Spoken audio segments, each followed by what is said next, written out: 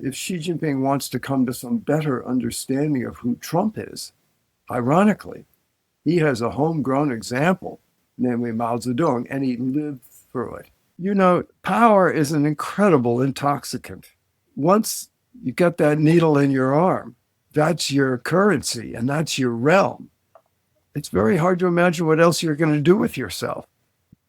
The MAGA-Mao connection. To explore, we have Orville Schell, who needs no introduction but is currently at the Asia Society, and Alex Boyd, associate editor at China Books Review and former ChinaTalk intern. Welcome back to ChinaTalk, everyone. Thanks for having us. All right, Alex, kick us off. Well, I guess, Orville, you've probably written the most prominent essay on Trump's cultural revolution, comparing Donald Trump's behavior in office and maybe personal style to Mao Zedong. So what was Maoism and who was Mao Zedong? Well, Mao Zedong, of course, was the great grand progenitor of the Chinese Communist Revolution. And in that regard, he was a Marxist Leninist, and he did believe in Leninism, and he did like control, as any autocrat would. However, one of the hallmarks of Mao Zedong also was a kind of an abiding interest in throwing things off balance as a way to gain even greater power. And in this regard, he became a great fan of Sun Wukong, the golden-haired monkey that was one of the heroes of this classic Chinese novel, Journey to the West, when scriptures of Buddhist texts were brought India to China. And one of Sun Wukong, this monkey king's most prominent features was his love of disorder. And his sort of watchword was Da Nao Jian Kong, make great disorder under heaven. And Mao Zedong actually ended one of his poems with that line. I always loved this novel, Journey to the West. And so when the Cultural Revolution arrived, I think this was a real consummate expression of Mao's affection for, or sort of propensity. He was drawn to chaos. And he did feel that not only did Chinese society need to be upturned, but the whole political structure of China needed to be upturned. Everything, in effect, needed to be, as he said, Fanshan turned over. And he adopted many expressions similar to the Monkey King that expressed his love of contradiction and disorder. And class struggle, of course, which became the hallmark of the Cultural Revolution, was a form of deep and disturbing disorder. Where did Mao's need for constant chaos and rebellion come from? In your essay, you posit it comes from his troubled relationship with his father. And how does that relate? And is that at all similar to Donald Trump, who had a famously domineering father himself? Yes, I think, the one place we really get chapter and verse on Mao's relationship to his father, growing up in Hunan in the end of the 19th century, was in Red Star Over China by Edgar Snow. And there, Mao tells Snow that he had a very adversarial relationship with his father. He said he even hated his father, that his father was a tyrant. And they're constantly battling. On a number of occasions, Mao Zedong actually ran away from his home. I think he did have a very sort of Buddhist inclined, loving mother who made a lot of difference. But I think the relationship with his father clearly was one where it set off the notion of the world is an adversarial place. And he tells Snow that he learned that only by standing up to his father could he survive, and would his father come to heel in some sense, and not just sort of overwhelm him with his sort of tyrannical paternal role. So I think that sort of characterizes Mao, and in fact, Trump too, as we learn from his niece, the daughter of his older brother, who is a psychologist and does understand these things, that he too had a father who was very preemptive, very tyrannical, and very judgmental. I think that, without wallowing off into the bog of psychobabble here, I think any human being who reads literature knows, you don't have to even read Freud, that a father's relationship to their son, and vice versa. That sort of influential relationship, and that as a young man grows up, that relationship forms him during the formative year. Well, so I have a question about what he told Edgar Snow. We know that Mao loved to speak in allegory. He often would speak about one thing, mean another, or tell one story, mean another. How much can we believe his stories to Edgar Snow? And is it just a metaphor for American paternalism? Back the party, let us, back off a little bit. Otherwise, we're going to struggle against our American father or, a Russian father, as it may be. I think at the period when Edgar Snow was doing these interviews with Mao was in the 1930s. And, we hadn't started all the rectification movements, and Mao had not been in power with all his mass campaigns. He had just arrived, basically, in Shanxi province. And I think that we get a pretty unalloyed representation of his early year. I don't see there'd be any reason for him to sort of be setting traps or deceiving Snow.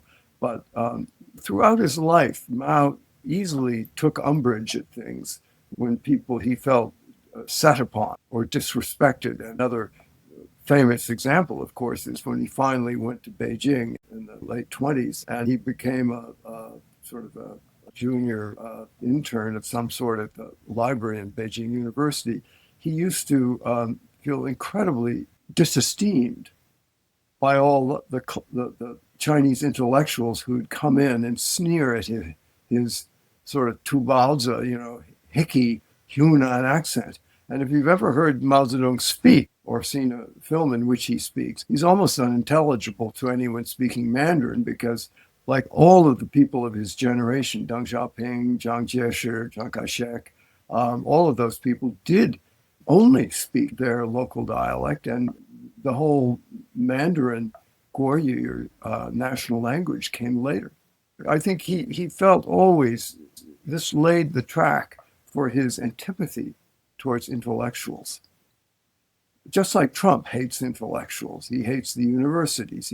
He thinks they're arrogant, they're elitist, they look down on people like him and down on working people, et cetera, et cetera. I think Mao felt very much that no matter what he did in his formative years, he was sort of the underclass and disesteemed and disrespected.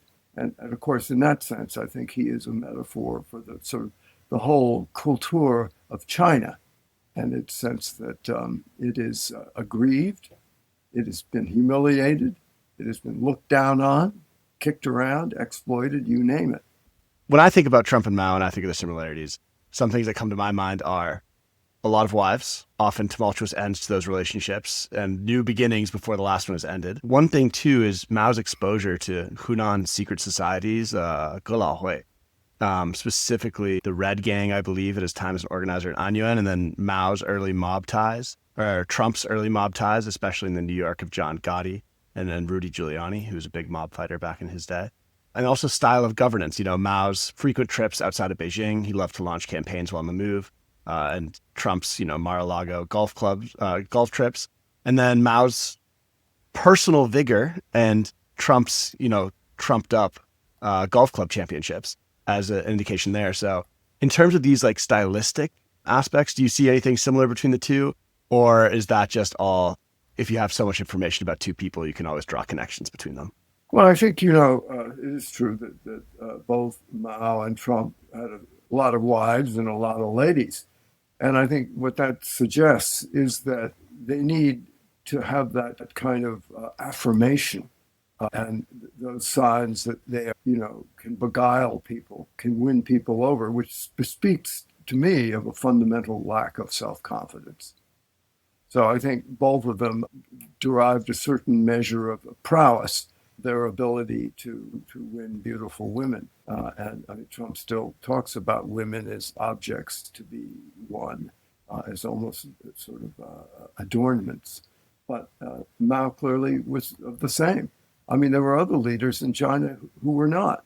I mean, Chiang Kai-shek had a lot of ladies and was a lot of ladies of the night as well in his youth. But when he got married, he was quite faithful with Sun Meiling.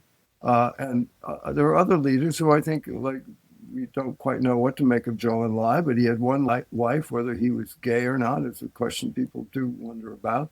But Mao was somewhat special, and he arrogated that special right to sort of poach on women to himself. But when his revolution came home to roost after 1949, it was not something he found acceptable in ordinary people or even in his acolytes. It was very Puritan. He was not, just like Trump. He purports to be a Christian, and yet he's basically doesn't abide in any meaningful way by the notion of sort of the loyalty that's implicit in a marriage. Trump obviously famously vowed to drain the swamp, has railed against a deep state that he perceives as having both frustrated his attempts to exercise power in his first term, prevented him from regaining office on his second campaign, and now he's engaged in a campaign of revenge against all those purported deep state agents. Many people, and you chief among them, have made that comparison to the Cultural Revolution, where a frustrated and suspicious Mao unleashed, these animal forces within China to take down a party and a state leadership that he felt was shackling his own ambitions to remake China. Is that an accurate comparison in your mind? Obviously, in many ways, Trump and Xi are very different people. But I think it is fair to say that one of the hallmarks of Mao's revolution was a sense that, particularly when it got rolling, and its quintessence was, of course, the Cultural Revolution, was that somehow the party which he himself had helped build and the state, which was the handmaiden of the party, were ultimately the refuge of rivals. And he had great antipathy against bureaucratism.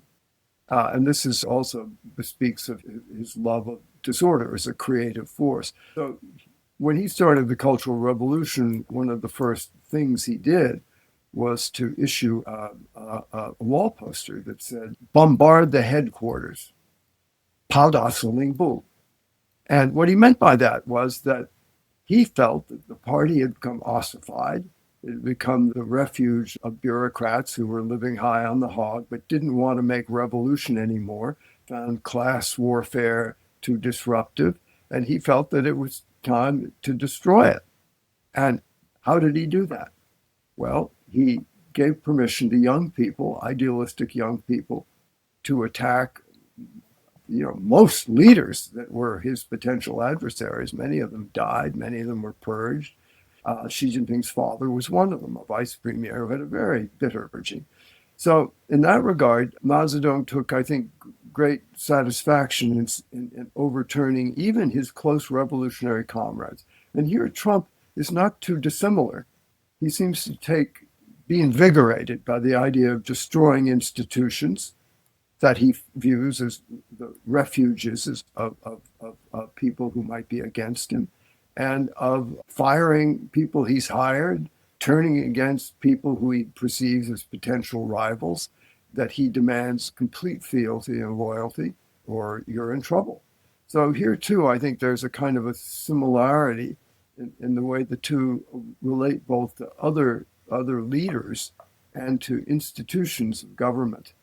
The deep state is the equivalent for Trump of what the party and the state that he himself helped build were in China. He saw them as slowing down his revolution, as harboring his adversaries, and as being overly bureaucratic, having become, a victim of what he called sugar-coated bullets of the bourgeoisie. In other words, they'd given up their revolutionary vigor in favor of staid bureaucratic forms of government. If there's an attack on the bureaucracy, does that make Elon Musk and Doge a new Kwai Da-fu and the Red Guards? Elon Musk is older. Kwai Da-fu was one of the earliest sort of Red Guard leaders at Tsinghua University when Mao issued his order to bombard the headquarters. But, I mean, Elon Musk should know better. But I think he, too, has a kind of an innate impulse that chaos is a creative element. It's one step away from the Silicon Valley mantra of, that failure is positive. But I think he does share with Trump this idea of somehow you need to clean out the Augean stables of the government, and that I don't know why Musk might feel disrespected or disesteemed when he's been so successful and is the richest man in the world. But here, too, I think we have to remember that these leaders are human beings. They're not just rational creatures who look at the national interest of the country or read reports and make rational decisions. I mean, we know from Euripides and Sophocles and Shakespeare that some leaders are completely crazy. They do astounding things. I mean, read Stephen Greenblatt's book Tyrants, which is about 6 great plays that Shakespeare wrote about tyrannical leaders.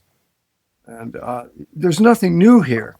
It's just that policy people, and I think many academics, are loath to sort of recognize that we're also dealing with something very human here, namely leaders with deep tragic flaws, which Sophocles and Euripides nailed: hubris, arrogance, overreach, all of these things. You know, when Croesus, from whom we've derived the expression "rich as Croesus," went to the Oracle of Delphi he governed the state of Lydia, whether he should go to war. I forget, against the Persians or who it was. He went and he got the dictum back from the oracle that if he went to war, he'd lose his kingdom. So what did he do? He went to war and lost his kingdom. So there's a little of that going on here. And I think we need to sort of factor into the equation of understanding all of these big leaders like Putin, Orban, Xi Jinping, and others, sort of the human dimension, and look back at their formative years. And here, I must highly recommend a wonderful new book that's just coming out by Joseph Turigin on Xi Jinping's father. And you see what a nightmarish experience Xi Jinping went through as a son of a man who was twice purged. And during Xi Jinping's teenage years was purged the second time as a historical counter-revolutionary. And what travails Xi Jinping as a young man went through to have a father who was a member of the 5 black categories, the Khiwule. This is a little bit beyond the mandate of a so-called China specialist, but I do think that here's where literature and drama and some of these other representations of leadership help us understand what's going on, whether it's Trump or Mao. Let's stay on Xi Jinping here for a second, and Xi Jinping as well. What is Xi Jinping's view on the Cultural Revolution today, as far as you can tell? I mean, obviously it's opaque, but I agree Turigin's book's incredible, and I read his section on Xi Jinping's Cultural Revolution. Yeah. I mean, here I think it's unfair to say that Xi Jinping is like Trump. I think Xi Jinping does not like disorder. He does not want to create great disorder under heaven, unlike Mao. The part of Mao he does bond with and did grow up with and appreciate is the Leninist part, the organized state, organized party, control, autocracy. But he has no fascination for the part of Mao which we've been talking about. So this is why I suggested in writing various things I've written of late that if Xi Jinping wants to come to some better understanding of who Trump is, ironically, he has a homegrown example right in his own pocket, namely Mao Zedong, and he lived through it. He knows what people like that can do to a society and to even the global order. And I think maybe he has thought it this way, I don't know. But I think he uniquely, unlike many Americans who've never been through the kind of disturbance and upheaval and chaotic mayhem that Mao inflicted on the Chinese people. And thus, we're so surprised by it, Trump, but we should not be. I mean, why do we think as Americans, when Italy had Mussolini and Germany had Hitler and Russia had Stalin and Spain, Franco and Salazar in Portugal and on and on and on, why do we think that we are somehow immune from these kinds of aberrant, overreaching, arrogant, and finally, incredibly destructive leaders. All right. So I think maybe now is the point where we reel us in a little bit. China, 1933, 1945, 1949, 1967 is a very different place with a very different governance system than America circa 2016 or 2025. So, Alex, yeah, we got to do some differences here. Where do you think is the right place to start? Well, I think the first place that we should start is rise to power, right? Trump, for better or for worse, won 2 elections, and Mao won power through civil war and various other means. So, Orville, what would you say is the biggest differences between Trump and Mao? Well, I think, yes. I mean, in this sense, Trump is more like Hitler, who came to power by being elected chancellor of the Reichstag. Whereas, as you point out, that Mao Zedong came to power through insurgency, a civil war, and so, I mean, obviously, you can't completely compare these people, but I think in trying to understand the leaders of the present, it does behoove us to look back at leaders in the past who also created, disorder of one kind or another, a world war, or economic crisis, a revolution, whatever. And that might help us understand a little bit about what it is they're offended by, what do they want, what would propitiate them, how do you deal with them? Can you deal with them even?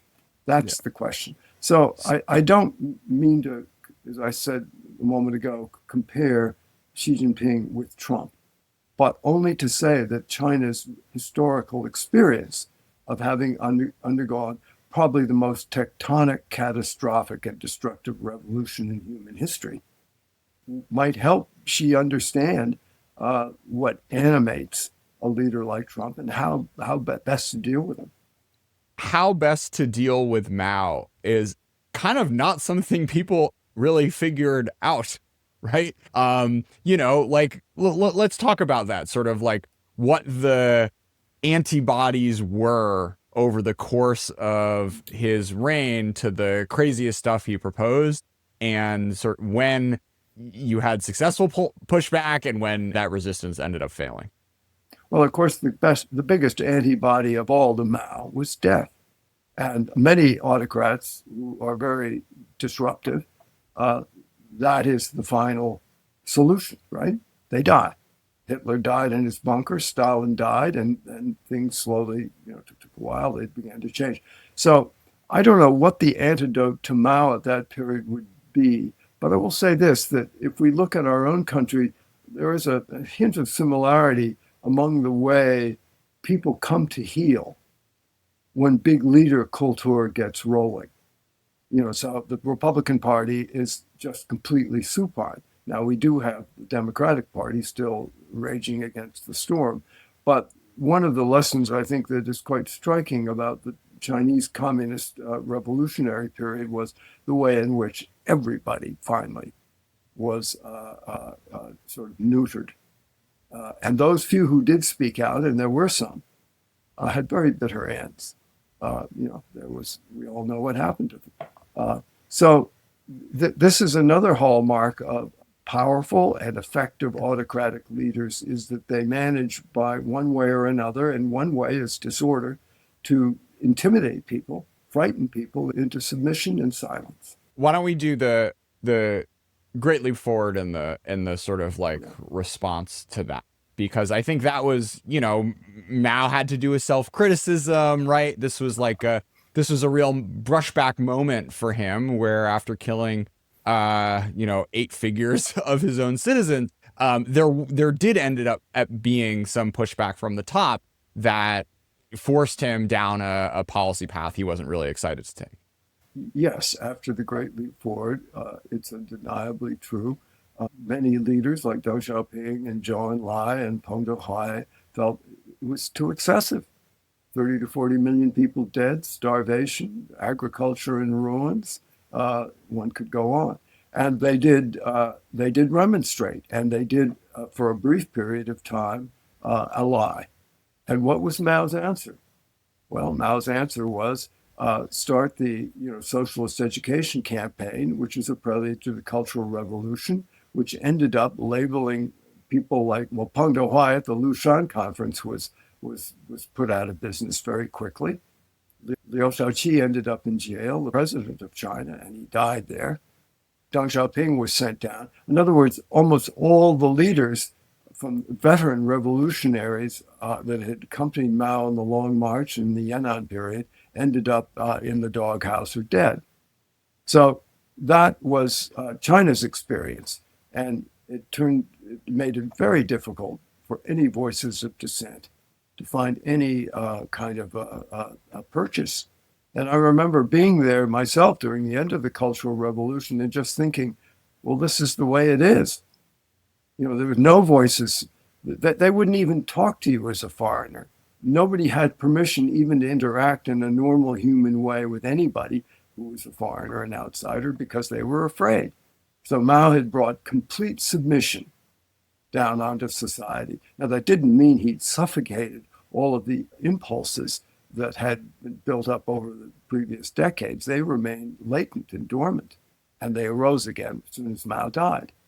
Basically, the biggest argument against Trump's effort to remake America and his image to bring manufacturing on shore, that Mao, with more power at his disposal, more party at his disposal, a whole society cowed, actually failed. And even more recent scholarship, like Adarn Westad's and Chen Jian's new book, The Great Transformation, argues that opening and reform really began in the 1970s.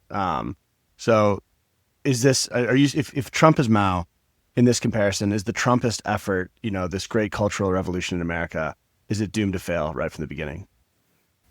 But we could be doomed to something even worse, as in effect China was. Once Mao failed in the Great Leap Forward, then in order to regain and maintain power, he brought on the Great Proletarian Cultural Revolution. So it's hard to know. We can't predict history. But we have to say that we don't know whether American democracy will survive Trump. But what I think I want to say is that we know this archetype of leader. And whether it's a communist, a Leninist, a so-called Democrat, a Nazi, a fascist, whatever, this is not unfamiliar to us. And I think that's why I wrote some of these essays, is to just remind people that there are examples throughout history and literature of these kinds of people that we need to better understand, because now it's America's turn to have one. I think another one of the big differences that Tanner Greer pointed out on a show earlier where I tried to pitch Hitler to him was the ideological commitment level that Trump has versus someone like a Mao or a Hitler who, deeply believed in his bones in, class struggle or Lebensraum or, the international Jewish conspiracy or whatever. Versus Trump, yes, he's got some views on trade policy, but he lifted them after the bond market changed. And it's the sort of the level of focus which he can bring, or has shown, the level of focus that he's shown he can bring to policy stuff is just so many orders of magnitude lower than what you get out of some of the other sort of world historical figures that you've referenced to, maybe have some personality traits, but also kind of have a real agenda behind them. Whereas our current president, not so much. Yes, I agree with that, Jordan. I think that Marxist Leninists, and Mao included, had a very highly evolved ideological agenda and analysis of how the world worked, where history was going, what the dynamics would be. And they did hew to that in various ways, sometimes rather opportunistically or in a utilitarian fashion. That's communism. But fascism is a very different animal. And if you read Thomas Paxton's book on fascism, you begin to understand people like Mussolini. He had no ideology. He was sort of inventing himself as he went. And I think that's one of the big differences between Trump and Mao. Mao was a very intelligent man and actually a good writer, good poet, and he thought. Whereas I don't think Trump thinks. he acts almost like an animal. He feels this today and he acts, he responds. But he certainly has no ideology or no sort of political commitments to principles that guide him in what he does. It's more what he feels like doing. Feels someone doesn't like him, he feels threatened, whatever. He's almost animal-like in his responses, which are completely, they're basically irrational. A different tack, and I found curious about Mao's foreign policy and Trump's foreign policy. A curious similarity is that Mao stated, "I like rightists." He met with Richard Nixon. I think in general, he found them easy to deal with, perhaps because he understood the ideological motivations or he perceived himself to understand the ideological motivations of capitalist right-wing politicians. And Trump himself, meeting today in the Oval Office with Carney, the Prime Minister of Canada, and earlier saying something like, "I like the left," in reference to him not wanting Pierre Poilievre to win in Canada. So why do you think that Mao liked rightists or claims to like rightists? And what sort of insight does that give us into Trump's foreign policy?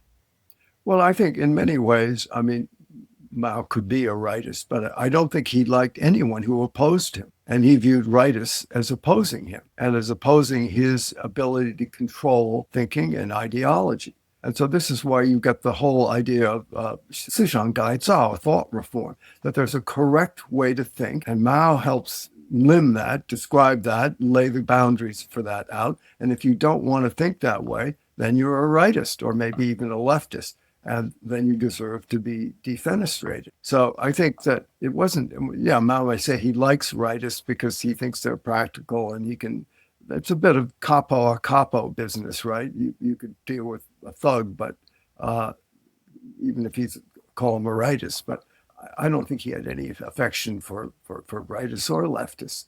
These are categories of convenience into which he put people when he needed to get them to move off the stage.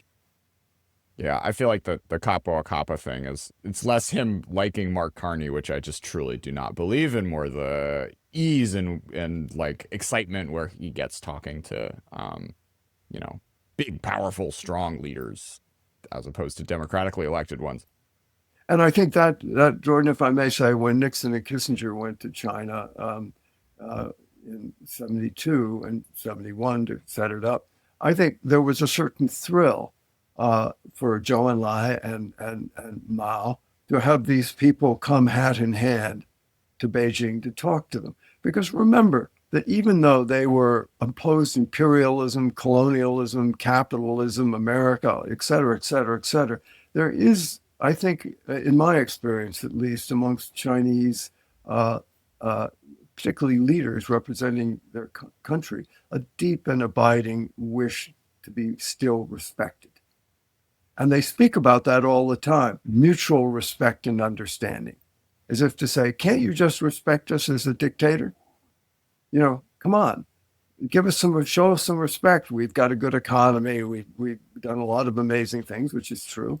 So I think that again, autocrats, one of the things that really bridles them is that they are cast out. They are disesteemed, not considered proper company for liberal democratic states. And that is, when China is the aggrieved, humiliated, kicked around, sick man of Asia, they want nothing more than to be respected.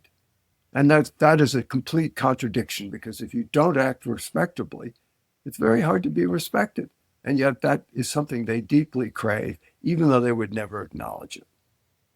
Yeah, I think, and it kind of works the other way as well, where you just like see how big Trump's smile was when he was first, in his 2017 visit to China, like that kind of like. Yeah, I went on that trip. Oh, you did? Yeah. And yes, what was that trip all about?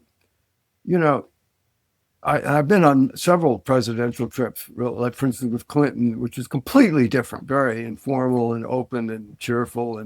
But Trump's trip, it was all about pomp, circumstance, awe, ceremony, and ritual. Both leaders were trying to impress each other. And Xi Jinping wanted to impress Trump. And you remember he took him to the Forbidden City and they had a banquet. And all the rest of it. But there were no moments of bonhomie, of personal, smiling and backslapping and, hey, we'll work this out. No, it was all about sort of who was the bigger dog with the most impressive, marching band and most impressive Great Hall of the People, and on and on and on. And I think that's very characteristic of both Trump and Xi. Trump wants to have a parade, just like Xi gets to have parades with a lot of tanks and missiles going by. So there's an element of similarity of I think, of both deeply insecure men, I think, fundamentally, and nothing like a good parade to puff up insecure leader's ego. Can we talk about the sort of red versus expert dilemma, which I think we're seeing play out, particularly in the second administration, where you see good people that Laura Loomer gets to fire because they went to a wedding like 7 years ago? Over to you, Orville. Well, remember that during the Cultural Revolution, there were many, many struggles going on in campaigns, and one of them was the struggle between being read and expert. And experts, of course, were people who knew how to do something. They were the intellectuals, they were the scientists, the technicians, the people who ran institutions and could be accused of bureaucracy. The Reds were the people who were wholeheartedly embraced Mao Zedong and were dedicated to overthrowing the institutions of the experts. So in that period, not only was expertise disesteemed and diminished in standing as a societal avocation, it was a hallmark of those first people being insubordinate. It was a different kind of loyalty, not to Mao, not to Maoism and Marxism, Leninism, but to rationalism, to scientific experiment, all of these other things that had a kind of a logic that defied complete and total loyalty to the great helmsman and whatever he represented at the time, whether the party was intact or not, which during the Cultural Revolution it was not. But the revolution, loyalty to Mao and the revolution versus loyalty to whatever other thing you might be, a scientist, a businessman loyal to profit, and policymakers who are loyal to trying to figure out the national interest. So that was a huge divide. And we see that now with Trump. What he wants is not people who know something in the FDA or the FAA. He wants people who are loyal. So you got Laura Loomer, like, Kang Sheng or Chen Boda or someone running around, firing people and putting people in prison. Like, what was the upside for Mao of getting rid of the experts? I think because experts, they'll begin, the great writer of the 1980s wrote a book called Second Kind of Loyalty. And what that was an analysis of people who felt a loyalty, whether it was through religion, technology, science, intellect, just ideals, to something else than the revolution and the leader. And what Mao rejected and recoiled from was those professionals who were experts who said, no, this revolution does not make sense economically, scientifically, or in any other way. It's mayhem. So that made them, put them right immediately in the enemies list. So that's why intellectuals, and they categorized them into many, many, many different categories, and they were pilloried because they couldn't be as religious people were, because religious people owe a loyalty to their God and to their principles and to their morality, not to the leader. So Mao couldn't stand that. So he waged war against those people. And we see sort of, I think, hints of that happening now in America, where people like Fauci in the first administration of Trump were not respected at all. He was a very good scientist, very devoted public servant. So we see attacks on vaccines, Robert F. Kennedy, of science. It's been proven, measles vaccines. We see a lot of things like this looming up again, where what's important is not logic, but it's loyalty to the leader. But Mao also resented his need, right, for these bureaucrats, for these technical experts, and chief among them was his own Confucius, right, Zhou Enlai. Um, so even though he was fighting against these empiricists and scientists, cultural leaders, and everything during the Cultural Revolution, probably the number one empiricist of all was right next to him. Although at the same time, many Chinese spoke about him like we spoke about John Kelly in the first term. Oh, he'll be able to restrain Mao's worst instincts. How do you read Zhou Enlai? I mean, Zhou Enlai was a restraining influence. He was also a complete factotum. And when you see what he was put through, like in the rectification campaign in 1942, where he sat before the Politburo for 5 days, wrote self-criticism, self-immolations, the most humiliating, pusillanimous kind, he paid a bitter price as a human being to keep in Mao's good enough graces. But still, Mao endlessly tormented him and humiliated him. A very smart man. And he took it. Why? That's an interesting question. Did he think he was doing good like Matt Pottinger in the first administration of Trump? That if he just kept his head down and tried to do a good job, he could restrain Trump? Did Joe think that? Probably. But there was also probably a lust for power, an urge towards power, which kept him there. And he once got that needle in his arm, it was very hard to get out, or he'd end up like Liu Shaoqi, his friend, and the president in prison dead. So these kinds of leaders demand not one-time propitiation or declarations of fealty and loyalty, but continual. And the leader keeps ramping up the ask. And if the leader wants to stay in their graces, they have to keep becoming more and more genuflective. And we see an awful lot of people left the first administration of Trump, and now he's already lost. I mean, look all the people he's lost. I mean, Rubio's everybody. He's taken over positions of Waltz and David Feith. And I mean, they drop like flies because finally it's very difficult to satisfy the demands of autocrats who require, 200% loyalty.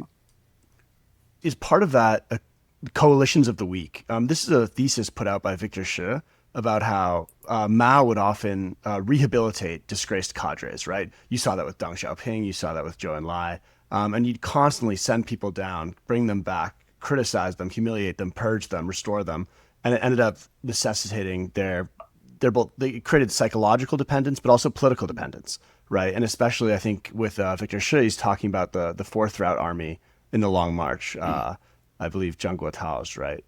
But maybe my history's off right now.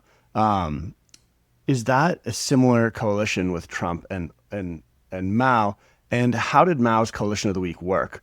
And is that an effective governance tool? We might be skeptical of it, but is having Rubio, who has no basis left in the GOP, has basically been entirely kneecapped, was humiliated. Well, he's Zhou Enlai in a way. He's Zhou Enlai, exactly. But he could also be, you could say, I don't know, maybe we don't know our Deng Xiaoping. Our Deng Xiaoping is currently in a field office in California. If you want some good reading, go back and read Deng Xiaoping's self-criticism during the Cultural Revolution. It's long, pusillanimous, and astoundingly slavish. And say over and over again, I didn't read enough Chairman Mao. I didn't appreciate the brilliance of Chairman Mao, on and on and on. So even he went through the ultimate humiliation, but survived enough intact. And I think he was a person. I was in Washington and went on the whole trip when Deng arrived in 1979 to normalize relations. And you did get the sense of somebody who had his own sense of gravity about him and wasn't a deeply insecure person just craving slavish loyalty. And that's it. Deng Xiaoping was different. And I would say Zhao Ziyang too and Hu Yaobang were different. So you look through the different leaders, and again, you want to get back and judge character. Yes, times were different. But Deng Xiaoping was special because he had seniority. He did get cashiered twice, but he never lost his fundamental sense of himself, which I think many other people did. So that's actually a great question. So let's be optimistic here and say there'll be a post-Trump GOP. How did those Chinese survivors like Deng Xiaoping, Zhao Ziyang, et cetera, make it through Mao's Cultural Revolution? And what could that tell you for, an aspiring politician today hoping to make it through Trump 2.0 and still have a political career in 2028? Well, Xi Jinping made it through, and it's done all right. There's no simple answer. I mean, in the good old days, when you also had imperial autocracies in the form of emperors, if you ran afoul of the government, you could run up into the mountains and become a Buddhist monk or a Taoist priest and just sort of mind your own business. But that wasn't possible under Mao. And we'll see about what happens in America. I suspect we won't get to such a state in America, but who knows? So the question is, during these interregnums of autocracy, authoritarian rule, what should good people do? You stick your head up, it gets chopped off. You can run abroad and become sort of almost, you're just like in waiting. There's not much you can do. So it is a good question, and I'm not sure I know the answer to it. But I think you just want to keep, while we can here, keep saying what we need to say as we are here today. In China, that was not possible under Mao. It was not possible under Mao ever since the early 40s, when he began lowering the boom and beginning to want to create a new man, bringing on thought reform, rectification movements, and all the rest of it. So let's stay on this dilemma of the officials who know that they are living in crazy times, but still, want to help the people or whatever. I mean, let's start on the Chinese side. Like, ultimately, what's the right way to kind of look at what Deng and Zhou and others did in the Mao period? Well, I think they're always dancing on a razor's edge. It's not a dance I would care to do, but some people do care to do it because they're drawn enough to power and they get sort of stuck in it and they don't know how to get out of it. Fair enough. I understand that. And some of these people, and Zhou Enlai had a measure of this, I wager, want to do good by the people.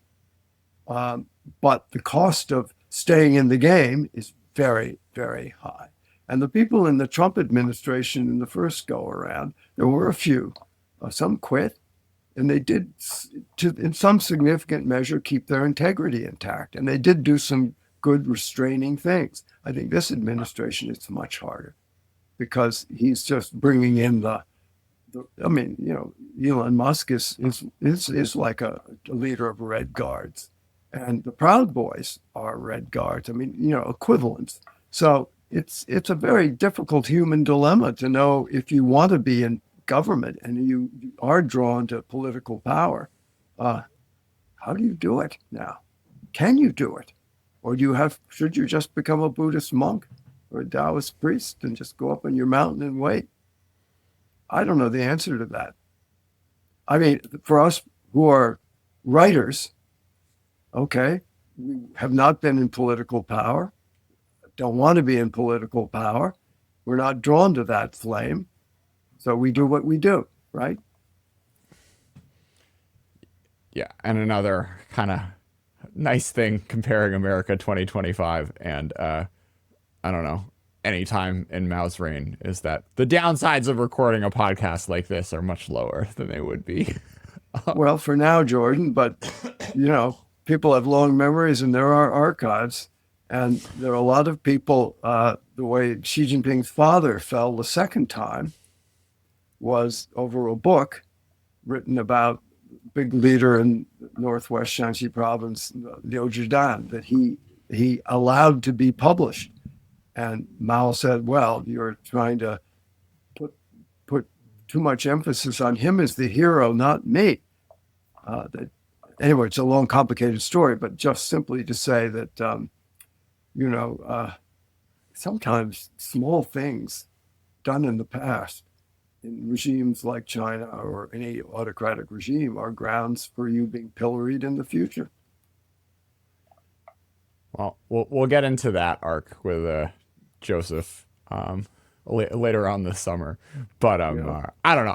I'm still feeling okay about our Yeah, I'm freedom to glad you're doing podcast. it. And what the hell, listen, uh, I mean, my virtue that you don't have is I'm a little older and don't need to be so worried about my future. But I think that puts all the more burden to speak as truthfully as one can. I mean, I agree. I think what's the phrase in Michael Berry talking about Fang Fang and Chinese people? It's a Mingzi Baoshen, or Mingzi Baoshen, which is like, don't speak out in order to preserve yourself through the thing. And I personally think in the United States we have a great privilege to be able to speak out, and you should exercise that privilege. And Yeah, we still do, and that I mean I think with the government sort of in the shape it's in, it puts all the more burden on the institutions of civil society, like this one, yours, Jordan and Alex, and universities, think tanks, churches, libraries, whatever, community organizations that do not owe fealty to the central government, but owe fealty to what they do. Media would be another very important example. Cultural organizations, orchestras, operas, whatnot. well, speaking of orchestras and operas, Trump has shown an immense fascination with the Kennedy Center in D.C., which is where I'm based. So, um, I you know, wouldn't call it immense fascination. you desire to dominate. Is Yes. that okay? I don't think he gives a damn about culture, except he doesn't want a lot of drag shows and stuff like that. Well, he No, often says, he talks a lot about Broadway shows that he loved. I think it was Cats is one of his favorites. Producers he loves. I mean, who doesn't love these shows, right? I mean, they're. I mean, I don't like yeah. Cats, um, but but but Can you do the bloodline arc, okay. Well, so Alex? okay, the Bloodline. How about Lion King? Can you go for that? Oh, I went to Lion King, and that's how I figured out I needed glasses, actually. I couldn't see a damn thing the whole show. My parents were like, oh, well, time to get those. But so Bloodline Theory, let's talk, Orville, what was Bloodline Theory during the Cultural Revolution? Why did it matter? And I find it kind of similar to Trump's commentary a lot. Now, Mao kind of himself wasn't an endorser of Bloodline Theory, but it did have a lot of influence. But Trump always talks about, the genes, it's all in the genes. And like quite recently, he weighed in on the NFL draft about a quarterback who's sliding, Shedeur Sanders, and saying, he has phenomenal genes. They should have picked him because his dad was such a good player. What was Bloodline Theory, and is Trump's kind of eugenic bent at all related? Yes. I mean, during the Cultural Revolution, the notion of bloodlines went like this: that if your father is a hero, so are you, or if you it means you're good to go. But on the other hand, if your father was someone of a questionable background, then you bore that stigma, and you were then in that class category because families were categorized as being in some class background. And as you all remember, Mao Zedong had this notion that certain classes had rights and were revolutionary, and certain classes, like the bourgeoisie, landlords, etc., didn't have rights. So the bloodline thing was very pernicious because that meant, and here this has relevance to someone like Xi Jinping, that if your father was pilloried as a counter-revolutionary, a rightist, a capitalist rotor, a bourgeois element, whatever, so were the children. So the stigma passed through blood to the children. And that's why I think it's so interesting to delve into the familial relationship in any family in China. And Xi Jinping here is the most important case because he's now leader. But I should say also that in my experience, and again, this may be better done in literature than in nonfiction, there is a cascading effect of all these harms and all this damage and all these attacks that were done throughout the 50s, 60s, 70s in China that I have seen in my Chinese friends go from grandfather to son to grandson. And they endure like some kind of microplastics in the ocean. You can't, they're forever chemicals in a way. And I think we've paid no attention to it. The way in which deranged families, the inability of people to respect and love their parents, the betrayals of friendships, the incredible savage attacks that people did on one another, that Red Guards did on their teachers, and went on and on and on. This stuff is not something you get over the next day. And I think it lives on in ways that are very, very hard to analyze. There's no data. And China does not have a very vigorous sort of psychoanalytic tradition, which helps people kind of understand, what influences may have been handed down to them through their experiences with their parents who had suffered and became certain ways and maybe raised their kids in certain ways. So anyway, it's only to say that this revolution is deep and its consequences are enduring. And that's why when Deng Xiaoping came to power in 1978 and 79 and waved his wand and rehabilitated people and said, new era, I felt incredibly skeptical because I felt that there was a whole residue of impact that was deeply embedded within society, and human beings have been so much damage. And not just Mao and the party treating people badly, but people forced to treat their wives and husbands badly, their kids badly, their relatives, their friends, their colleagues. And this is something that endures. And so, when you say this endures in China, in your observations, in your most recent trips back to China in 2019 or 2017, I mean, or when was your most recent trip back to China, and how do you see it enduring today? Well, my most recent trip was just as the COVID pandemic was hitting. Well, all you have to do is talk to your friends. I have a friend, for instance, a young woman who went to Harvard and had a very difficult time with her parents who grew up in China. And she set up a group for Chinese women similar to her to discuss this.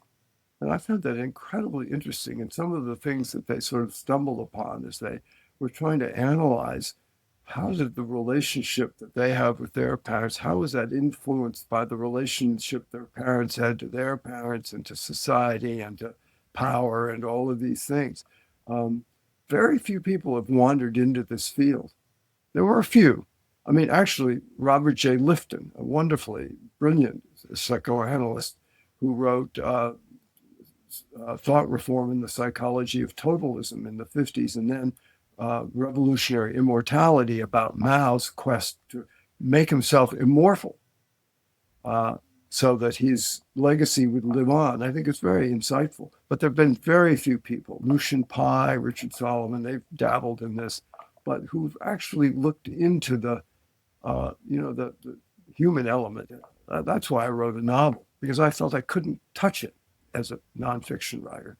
I couldn't get to the question of, role of religion, music, culture, love, family, all of these things that are abiding human concerns.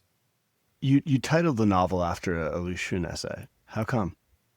Oh, I love that essay, Guxiang, My Old Home. It's a very wistful essay about returning home when things have changed. And I just liked it. But the novel was about a classical musician and what happened to him when he returned back to China in the 50s. And a lover of Bach. And if I may say so, there is no human being who I think is more antithetical to Chairman Mao than Johann Sebastian Bach. In fact, I want to write a play, My Dinner with Johann and Zedong, see what they could talk about. Because, these things, Bach was all about religion in here, right? His relation to himself and being a good person and to God. Mao Zedong was all about out there. Something wrong? It's out there, not in here. And yes, Confucianism did have a notion of shoushun or self-cultivation, but it's not like a Christian. So I wanted to explore things like that. And that's sort of what I tried to do. I guess we have to end with the ChatGPT imagined conversation between Bach and Mao Zedong. Wouldn't that be a good one, Jordan? All right. Well, we're getting it live. There was a Robin Williams show that Henry Kissinger went to, and Robin Williams started wandering down the aisle afterwards, and he passed Kissinger. He was saying things to people as he went. They were all famous people, and he said, "Oh," he said, "Henry, love all your wars." And I could imagine Bach starting off and saying, "Oh, Zedong, love all your revolutions." All right. Okay. So, okay. This is how we're going to start. Okay. So we're rewrite and start with Bach saying sarcastically to Mao, love all your revolutions. Okay. Alex, you're Bach. Let's go. Love all of your revolutions, Chairman. Really, tossing the world upside down seems to be your favorite key signature. Upside down is where history finds its balance, Herr Bach. The masses must turn the old order on its head to set it up right. Now you're talking like a robot, like a propaganda minister. I think he'd probably say something. Tell me, Johann, what is this? What's all this about Jesus? Why are you so obsessed with Jesus? And that would get Bach rolling. You remember when Clinton was in China? We went into the Great Hall of the People for the press conference, and it was just an incredible press conference, broadcast live all over the country. At one point, Jiang Zemin completely sui generously said to Clinton, he said, "Mr. President, I have a question. Why are so many Americans so interested in many?" It was in Chinese. He said, "Lama Jiao." And then, of course, Clinton went on a tear. But I thought that was a sort of interesting question to ask, You can't imagine Xi Jinping asking it. Wait, with Lama Jiao? Yeah. Why are Americans so interested in Tibetan Buddhism? The Dalai Lama. Yeah. Yeah. And what did Clinton say, by the way? Oh, Clinton going on a tear. He said, Chairman Jiang, I think if you had a chance to meet the Dalai Lama, you'd really like him. Oh At my which God. point, Jiang, who'd been off script and bantering in a very nice human way with Clinton, grabbed the podium and said, as I recollect, he said, well, with your permission, Mr. President, shall we close this section? Amazing. What are you reading nowadays, Orville? Well, I'm reviewing this Norwegian book for Foreign Affairs. I'm reading that, but I'm also reading a lot of these. Just reading William Shirer's The Rise and Fall of the Third Reich, and read this guy Timothy Rybak's book about about 1931 and 32 in Germany. And what else am I reading? That Thomas Paxton book on fascism I just read. It was good. Let's talk Rise and Fall of the Third Reich for a second. What stuck out to you about that? The reason why I'm reading all of these books about the early 30s was I'm very curious where we are on this sort of scenario of how did Germany head off into Nazism and the Third Reich. And it's pretty frightening when you look back at the various steps at what happened and who didn't say anything, who just shut up. There's a wonderful diary by, what's his name? Victor, not, famous conductor, not Ormandy, the nephew, I'll think of it in a minute. But he kept a daily record of what happened. He was Jewish, his wife was Catholic. And he lived in I think it was in Potsdam.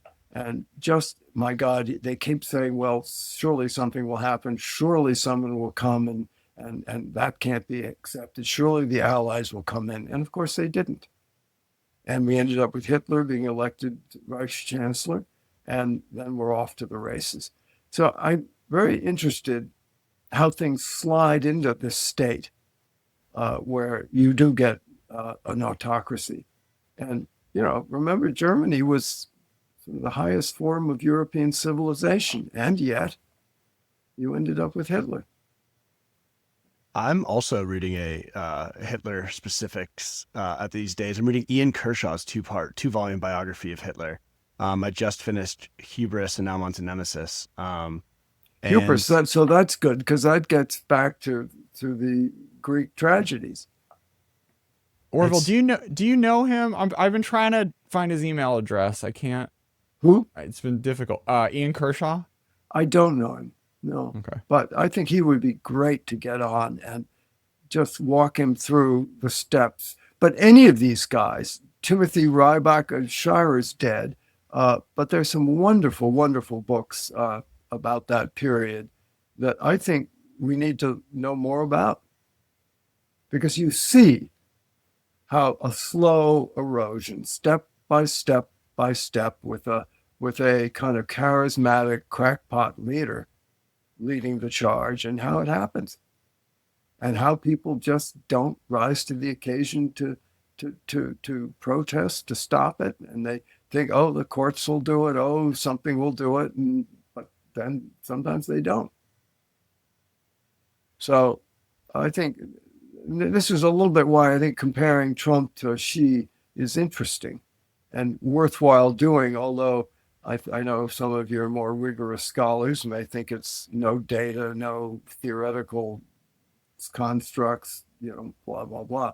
But for me, it's the heart of the matter. And I think it has a lot to do with how people grow up. Big leaders write themselves very large. Democratic leaders don't have that opportunity as much.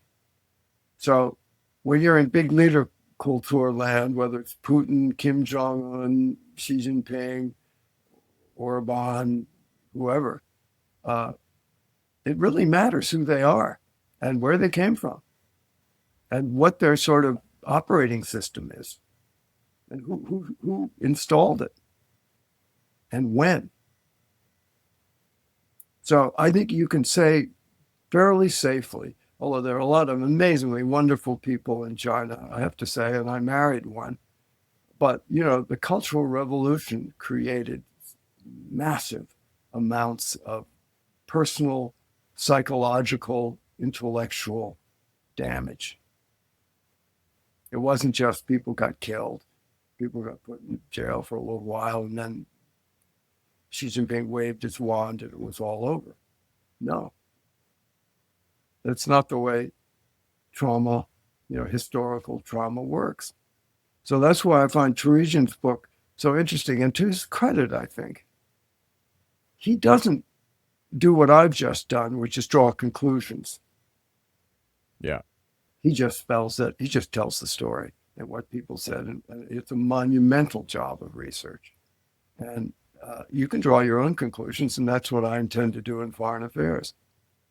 in reading that book, I believe Xi Jinping, upon hearing of the Cultural Revolution, actually asked for his soul to be lit afire by it.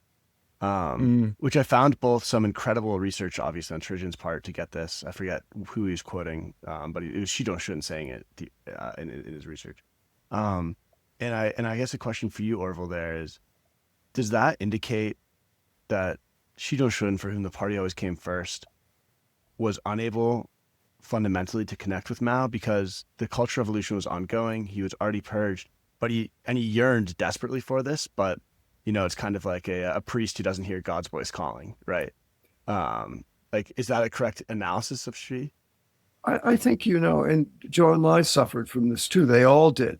I think some of them did have a sense that something was deeply awry, but there was no other show in town except the party and the revolution. And they were veteran revolutionaries. And I think Xi Jinping, no matter what they did to him, and what they did to him was pretty horrendous, but not the worst, he never lost his belief in the revolution and the party. And I think that's what he imbued his son with. Yes, bad things happened and we can't have chaos again, but the party was fundamentally right. The revolution cannot be questioned. And I think it's classic case of where there's no other place to turn except run off into the hills if you can. We see this in our own government now. People desperately wanting to be in the limelight, in power, in government, and they have all kinds of rationalizations. I mean, Rubio, my God, he used to think Trump was a buffoon, and now he sold his soul. Read Dr. Faustus. My favorite line with Rubio is there's like an old New Yorker profile of him where he reads The Last Lion, the Churchill biography, and he said he read it twice and that he saw himself as Churchill, like warning about the Nazis. And I think the analogy was like Iran getting the bomb or something. But to go from that to where we are today is it's something. Power is an incredible intoxicant. And once you get that needle in your arm, that's your currency and that's your realm. It's very hard to imagine what else you're going to do with yourself. That's why, as a writer, I've always said, no, not going there. I'm just going to stay a lowly scribe. And I don't even particularly yearn to go to China now, because I know if I did yearn to go there, it would circumscribe me. It would make me feel I couldn't say certain things because I know there'd be consequences.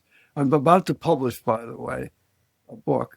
In 1991, I did a year-long project with 60 Minutes on forced labor and the Laogai system. And it aired. It was incredible. We got into prison camps. I won't tell you the whole story. Anyway, I kept a diary of it. And I edited it and sent it to the New Yorker, who I was then writing for, and they edited it and we're about to go into print. And I looked at it and said, I can't publish this. I was a younger man. I had a Chinese wife. I had parents-in-law in China, and I threw it in the box. I pulled it out about 2 years ago and thought, my God, the question of forced labor, Xinjiang, more relevant than ever. I took it out and we did it somewhat. But that will be the end of me in terms of grace from the Chinese Communist Party. So, but that's okay. I'd rather that than I can't write and say what I think. I think I was right to put it in a box then, but I don't think that's a healthy tendency for any society. Choti Wenxue, you remember that? Drawer literature, things that people could only write for put in a drawer. I'm going to do a show about Samizdat and comparing that to sort of like Chinese dissidents today, which I think will be a lot of fun. Benjamin Nathans, he just won the Pulitzer Prize for this like really, really awesome book, To the Success of Our Hopeless Cause, The Many Lives of the Soviet Dissident Movement, which folks should also really enjoy. Well, I mean, Perry Link is sort of the avatar of the Chinese version of that. Yeah. And just, his book on Liu Xiaobo, and he's just written another book, the Anaconda and the Chandelier about sort of, but I think that's a really important question. Intellectuals are poor, weak creatures. And those who stand up, read Blood Letters. Alex, will you send Jordan the Elaine Pagel's Bianxi program we did on the comparison of Jesus and Ninjal? Whoa. We had them both on stage talking about the role that faith plays. Cool. When you're in adversity and in prison and in a revolution. Yeah, if you can do that, that'd be great. Because we started off with some Bach, a beautiful aria from one of his cantatas, just because I wanted Bach as the avatar of a different way of being to be in the mix. You'll enjoy this, Jordan, because it's totally weird. Okay. All right. We'll put it in the show notes as well. Well, don't put it in the show notes. You can if you want, but it's hard to explain to people. But if you watch it, you'll understand. Okay. If we're talking show notes, and on Orville's note about publishing and not publishing, at CBR, we just published an excerpt from Perry Link's forthcoming book. Yeah, it's a nice. Chandelier. Nice and so it's a beautiful essay. Perry Link's done it again. You ought to have him on, Jordan. We'll get him on. He was just at Harvard with our Chinese language fellows program, and he was great. He did it. Okay. I told you, he did this crosstalk.